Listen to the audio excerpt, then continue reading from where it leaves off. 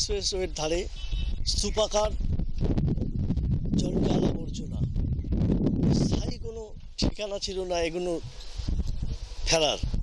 অবশেষে জট কাটল। কাছারিপাড়াতে শুরু হতে চলেছে সলিড ওয়েস্ট ম্যানেজমেন্ট প্ল্যান্ট। এর ফলে এতদিন ধরে মানুষের কাছে যে অভিযোগ তা কিন্তু মিটতে চলেছে। আমরা খুবই গর্বিত যে এরকম একটা প্রজেক্ট কল্যাণীর মতো পরিচ্ছন্ন শহরে আগেই দরকার ছিল। এতদিন পরেও যে সকলে এর দিকে নজর দিচ্ছে, এটার জন্য আমার মনে হয় সকলেরই গর্ব হওয়া উচিত। কল্যাণী শহর, তার যে ঐতিহ্য, তার যে সুনাম, একমাত্র এই বর্জ্য পদার্থ ফেলার জায়গায় সুনির্দিষ্ট না থাকার দরুন সমস্যার সৃষ্টি হচ্ছিল। এখনও হচ্ছে, যতক্ষণ পর্যন্ত না আমরা সুষ্ঠুভাবে এই প্রক্রিয়াটাকে শুরু করতে পারি।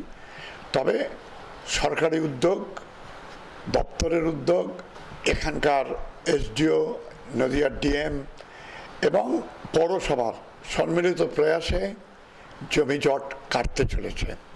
মহান উদ্যোগ এটা। কল্যাণীতে ইতস্তত বিক্ষিপ্তভাবে যেভাবে আমাদের বর্জ্য পদার্থ ফেলা হতো, সেটার জন্যে এই কল্যাণী শহরের তার যে ঐতিহ্য, এটা কিন্তু আমাদের অনেকাংশেই ব্যাহত হচ্ছিল।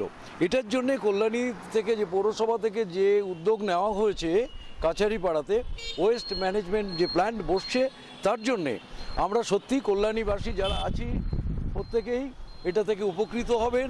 আমার শহর কল্যাণী থেকে ক্যামেরায় অমিত সরকারের সঙ্গে সুবল মজুমদার, কলকাতা টিভি।